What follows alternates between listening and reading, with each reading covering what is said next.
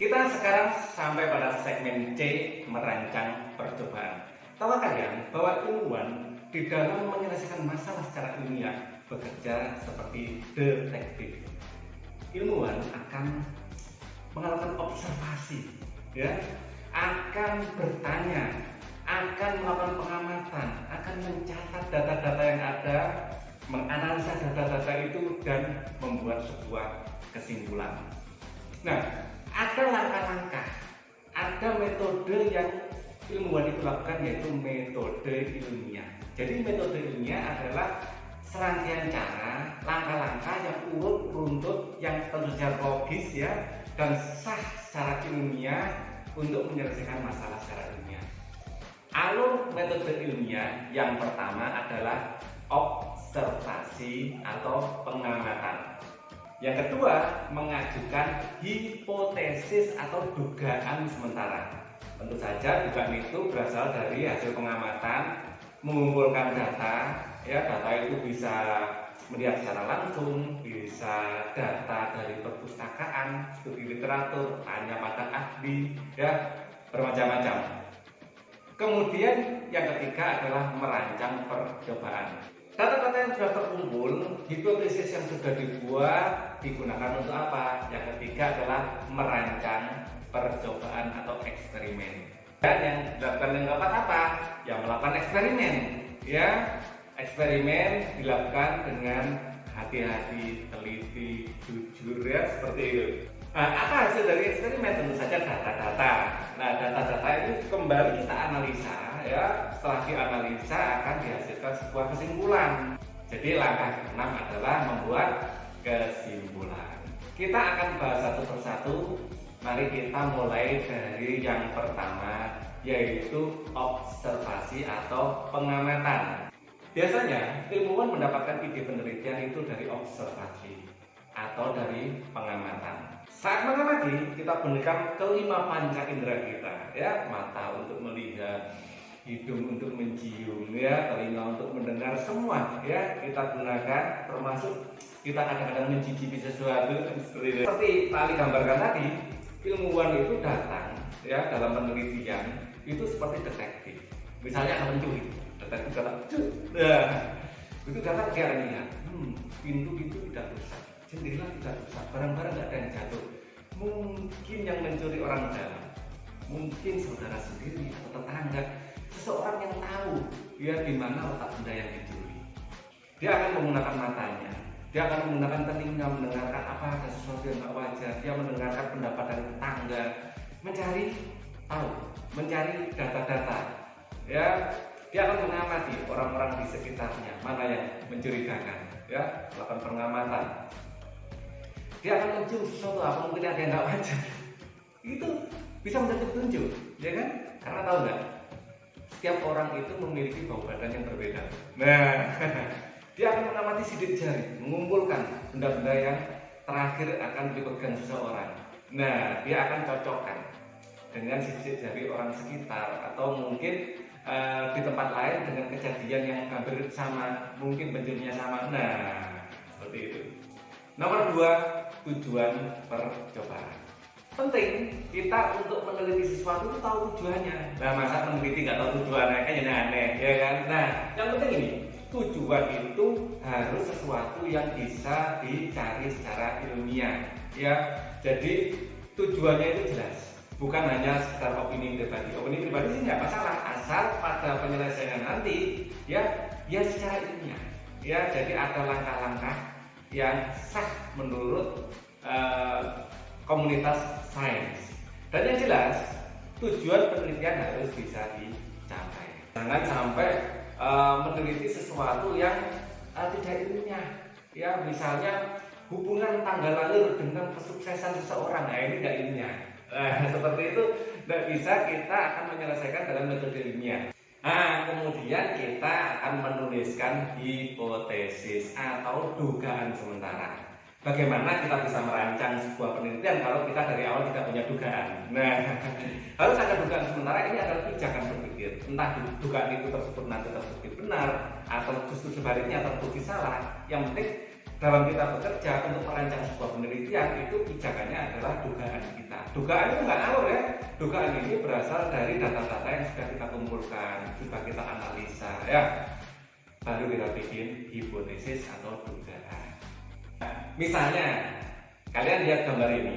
Nah, dari gambar itu terlihat bahwa akan terjadi hujan. Jadi kita bisa menduga bahwa menurut pengalaman saya, kalau ada mendung seperti itu, maka akan terjadi hujan. Nah, seperti itulah cara kita membuat dugaan. Jadi dugaan itu juga ilmiah.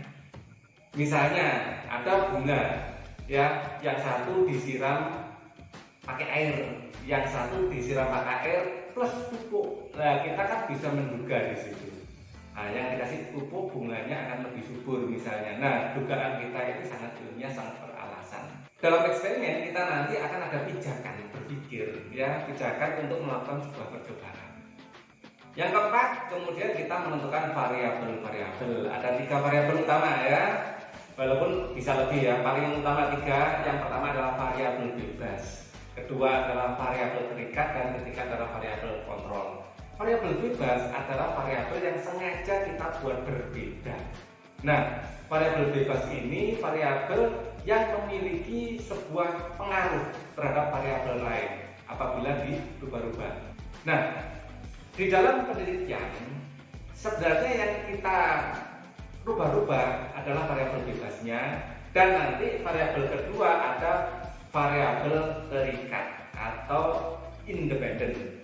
Ya, yang bebas tadi kan dependent, ini independen. Jadi ini adalah variabel yang merupakan respon dari perubahan variabel bebas.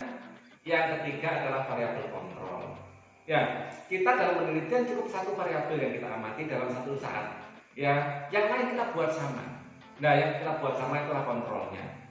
Nah, Pak Ali akan beri ilustrasi. Saat kita meneliti perkecambahan, ya, apa hubungan antara intensitas sinar matahari dengan pertumbuhan kecambah?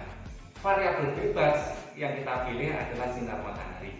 Ya, jadi sengaja kita berbuat beda, ya, sengaja variabel ini kita buat berbeda, yaitu ada yang kena sinar matahari langsung, ada yang kena sinar matahari remang-remang, ada yang gelap.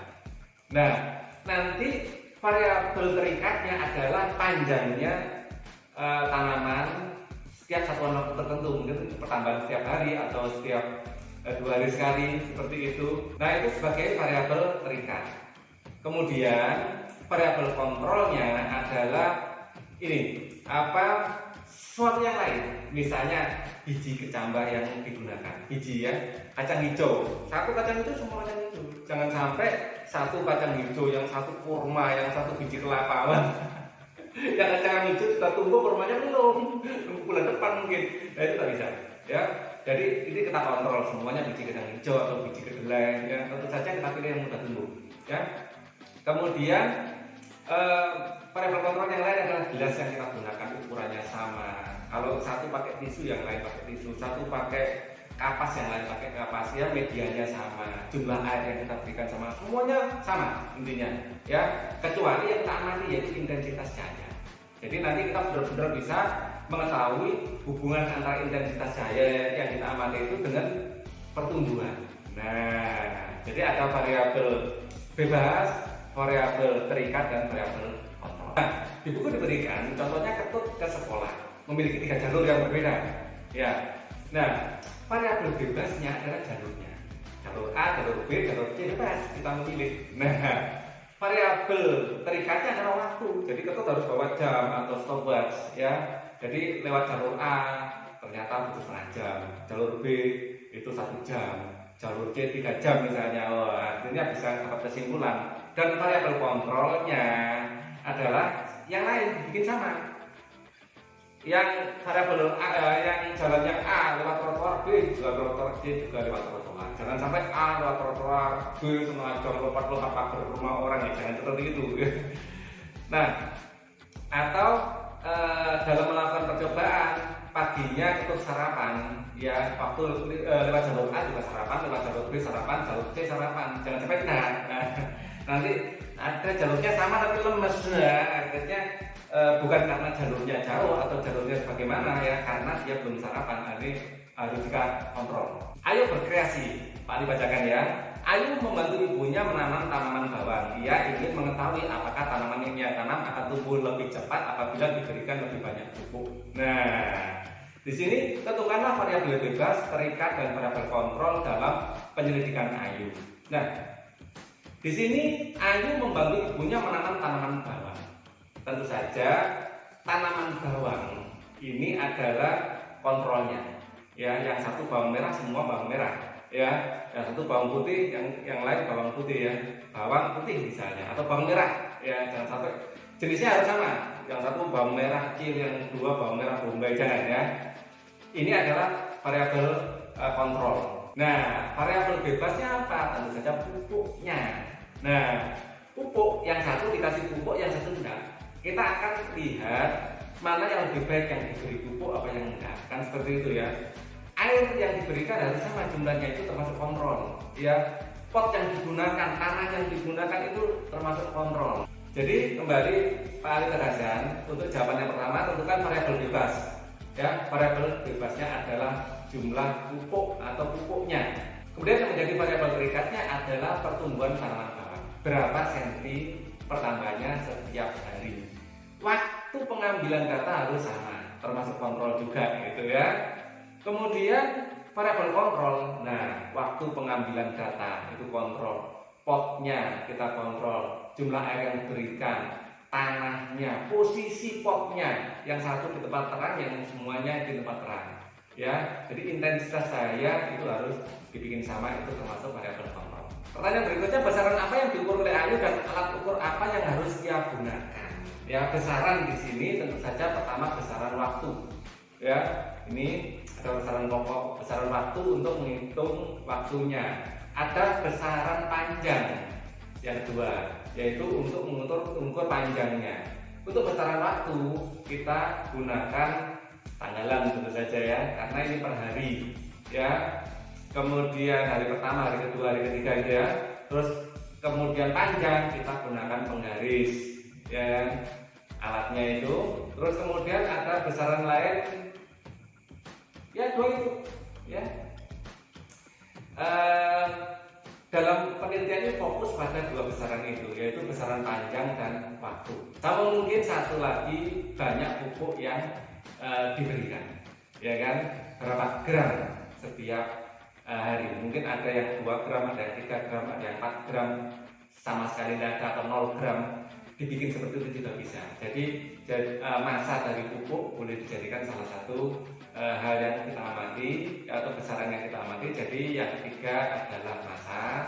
Jadi nanti ada besarannya, ada panjang, ada waktu, ada masa. Itu masa dari pupuk. Kemudian kita bacakan, tulislah hipotesis penyelidikan ini yang menyatakan hubungan antara variabel bebas dan variabel terikat disertai alasan logis. Hipotesisnya adalah tanaman yang diberi pupuk paling banyak maka akan tumbuh paling baik, atau pertambahan panjang setiap harinya semakin baik. Nah, itu hipotesis. Hipotesis ini ya perlu dibuktikan. Apakah setelah diberi 1 kilo misalnya pupuk itu tambah bagus sama malah mati? Nah, itu dibuktikan dalam penelitian ya. Jadi kita berhipotesis. Hipotesis boleh salah, boleh benar ya, tapi dugaan yang logis bahwa semakin banyak pupuk yang kita berikan, pertumbuhan semakin bagus, ditandai dengan pertambahan panjang harian semakin bagus. Seperti itu ya. Sekarang yang 5 adalah prosedur percobaan. Prosedur adalah langkah-langkah yang urut dan runtut. Nah, seperti saat kita berangkat sekolah, dari mulai bangun pagi, kita gosok gigi, kita wudu, sholat subuh, mandi, ya itu adalah urutan-urutan ya. Setelah mandi kita sarapan, setelah sarapan nyiapkan buku atau nyiapkan bukunya tadi malam ya kan, malam sebelumnya. Itu prosedur yang kita lakukan ya, langkah-langkah urut sampai kita siap untuk diantar ke sekolah. Ayo berkreasi aktivitas 1.11. Nah, ini menarik untuk kita bahas. Nah, kita mulai dari tujuan percobaan.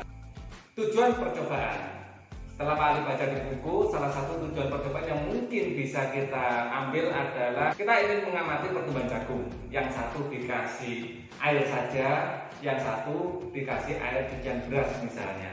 Nah, jadi tujuan percobaan adalah mengamati korelasi antara pemberian pupuk cucian beras terhadap pertumbuhan tanaman jagung. Kemudian kita membuat hipotesis. Hipotesisnya apa? Tanaman jagung yang diberi pupuk cucian beras atau air siraman cucian beras tumbuhnya akan lebih baik.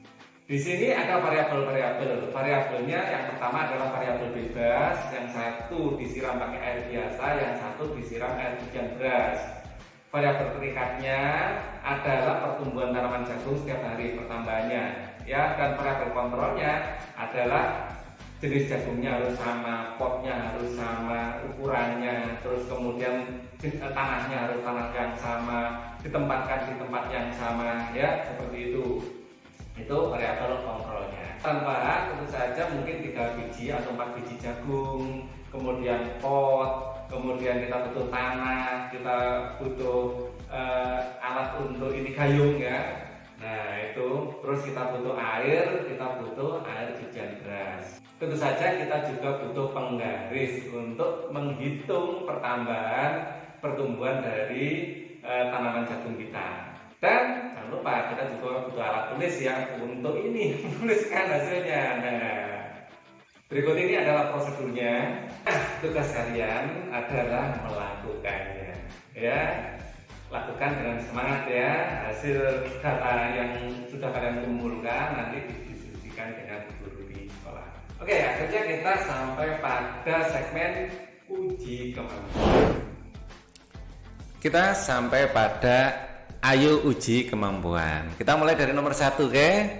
Nomor 1, manakah yang merupakan tujuan percobaan yang dapat diselidiki? Kita mulai dari yang A. Mobil berwarna putih lebih bagus daripada mobil berwarna hitam. Nah, ini masalah selera.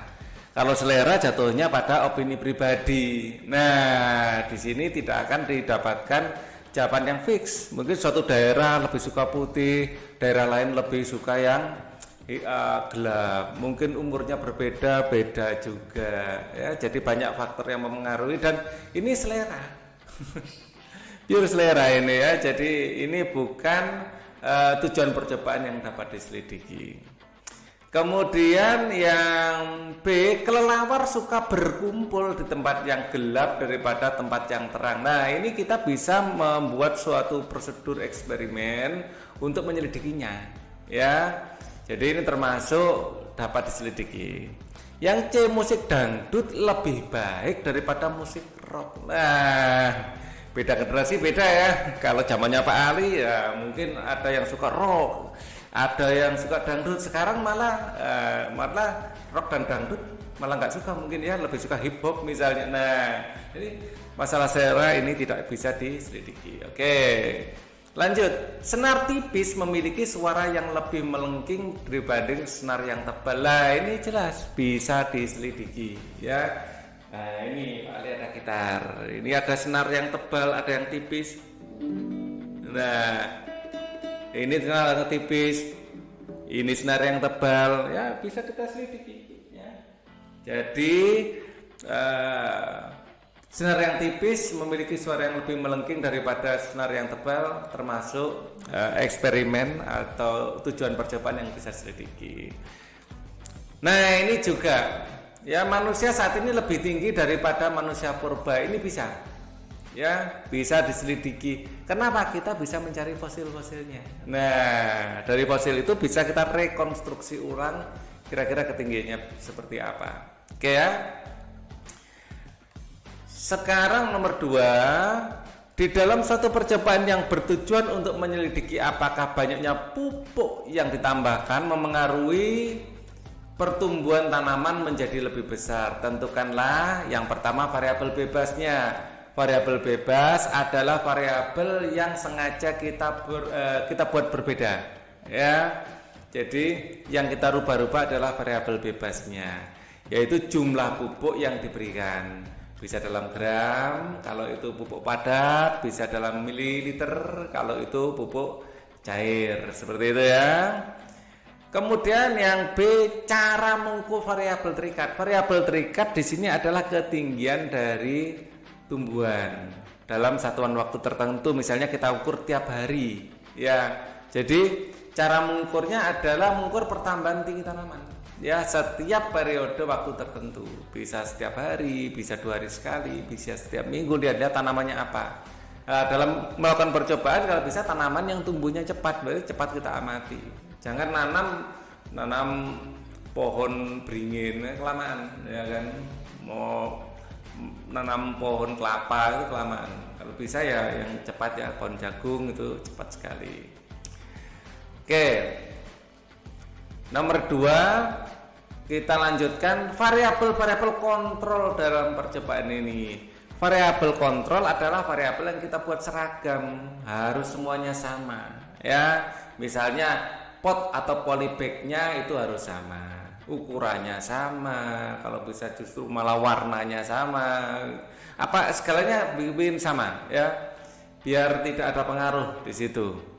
Nah, kemudian media tanam tanah semua, kerikil semua, kita jenis tanahnya ya harus itu sama juga. Kemudian penyiraman ya, jumlah air yang kita berikan harus sama setiap harinya. Kemudian intensitas cahaya, jadi tanaman harus ditempatkan di tempat yang sama. Yang satu di tempat yang terang ya semuanya terang, yang satu teduh semuanya teduh, agar kita hanya fokus pada pupuknya saja ya. Tempatnya remang-remang semuanya remang-remang, jadi hanya pupuk yang akan memengaruhi ketinggian dari tanaman. Kemudian yang kelima, jenis tumbuhannya harus sama ya, yang satu jagung semuanya jagung, satu kedelai semuanya kedelai gitu ya. Yang paling cepat ini jagung cepat itu. Nah, kemudian hipotesis dari jawaban ini menyatakan hubungan antara variabel bebas dan variabel terikat. Hipotesisnya adalah semakin banyak pupuk yang diberikan, ini adalah variabel bebasnya, semakin baik pertumbuhan adalah variabel terikat ya. Pertumbuhan yang baik ditandai dengan ketinggian yang semakin cepat ya, sampai pada batas tertentu ya. Kita juga berhipotesa kalau pupuk diberikan itu kalau kebanyakan kan mungkin malah tanaman mati. Lah, berapa pupuk paling optimal ya, paling ekonomis membuat tanaman jagung paling tinggi ya.